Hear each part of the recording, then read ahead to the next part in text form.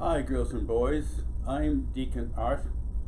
It has been a blessing for me to be a deacon here at Holy Family for 24 years. When I'm not at Holy Family and there is school going on, I'm a bus driver in town. I like to call it Fun-Filled Bus 20. That's why I'm wearing this yellow vest that we have to wear when we're bus drivers. I'm going to talk to you today about Padre Pio, who was a very famous priest who became a saint. And then I'm going to show you pictures after I read each page, okay? Padre Pio was an Italian priest and confessor. Padre means father in Italian. He heard thousands of confessions during his lifetime. Confession or reconciliation is a sacrament of forgiveness and peace. And forgiveness and peace are very important things for us always to keep in mind all of our lives. Padre Pio filled people's hearts with peace and helped them to love God. There's a picture of a little girl praying with Padre Pio. Pio's parents named him Francesco when he was born in 1887. His family went to church every day and prayed the rosary every night. Their Catholic faith was very important to them. Francesco always knew he wanted to be a priest. He loved God and wanted to help people. Helping people is a wonderful thing, again, for all of us to keep in mind. When he told his parents his goal, they smiled. "You will probably be a great priest, Francesco, but you will have to study very hard," they said. There's a picture of the parents with a dog. I love dogs.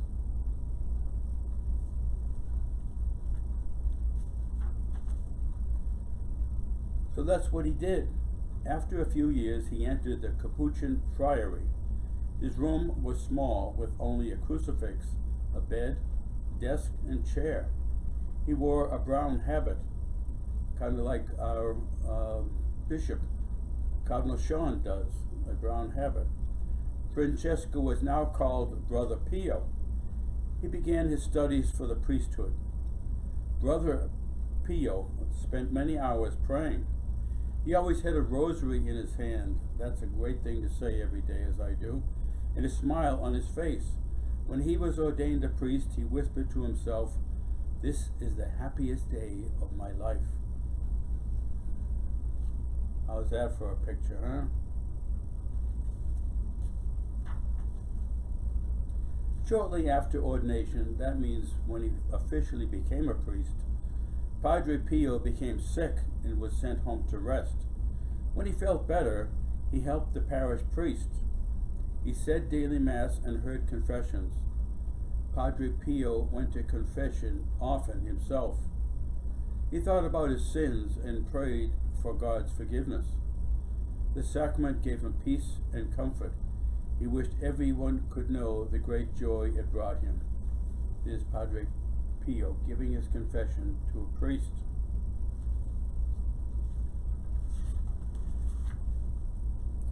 A few years later, Padre Pio was sent to the town of San Giovanni Rotondo, where he was a teacher and spiritual director. He told people to pray and look for God in all things, to encourage Catholics to go to Mass daily and confession weekly. He said, "You need to dust a room every week, even when the door is closed." He urged them to be sorry for their sins so they could make a good confession and be filled with God's grace. There he is celebrating Mass and holding the chalice up. When Padre Pio said Mass, he prayed very slowly. He thought about how Jesus suffered on the cross. He felt very close to Jesus during Mass. People came from far and near to Padre Pio's Mass because they wanted to feel close to Jesus too. It helps to look at pictures, doesn't it, when you're going through a story. Padre Pio used some of his special gifts when he heard confessions. Many times he knew what people were going to say. He knew what was in their hearts. When people tried to hide sins, he would tell them all about it. Sin hurts our friendship with God and others. Confession brings those friendships back. There's Padre Pio hearing a confession of a girl on the other side of the screen.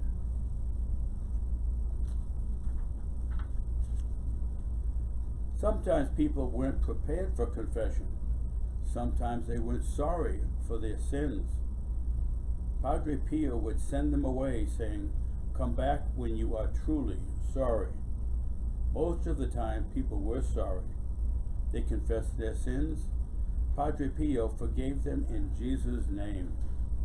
They felt God's love and peace in their hearts. They felt Padre Pio's great care and concern. There's a boy giving his confession to Padre Pio on the other side of the screen. His love for people included the poor and the suffering. His big dream was to build a hospital. Lots of people donated money to build the Home for the Relief of Suffering in San Giovanni Rotondo. It opened in 1956. Today, it is one of the largest hospitals in all of Italy, helping thousands of people each year. Besides helping people, he prayed for them.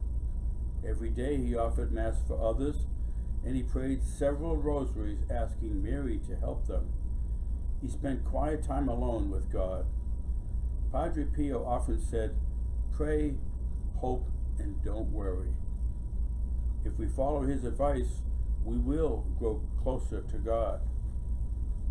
There is Padre Pio with a man in the hospital, and he's talking to him and praying with him. Padre Pio was always close to God. Before he died, he renewed his Franciscan vows and made his last confession. He held his rosary in his hand and prayed the words, "Jesus, Mary," over and over until his last breath.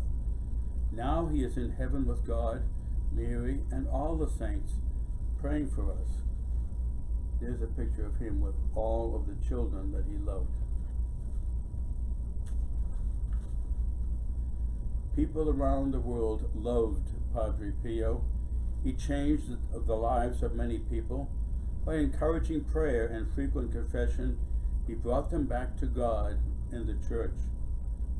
Padre Pio, one of the greatest saints of all time, was canonized, that is, made a saint, by Pope John Paul II in 2002. And this was one of his phrases: "Please don't rush and do not hurry. Pray and hope and do not worry." May God bless you girls and boys, and thank you for listening.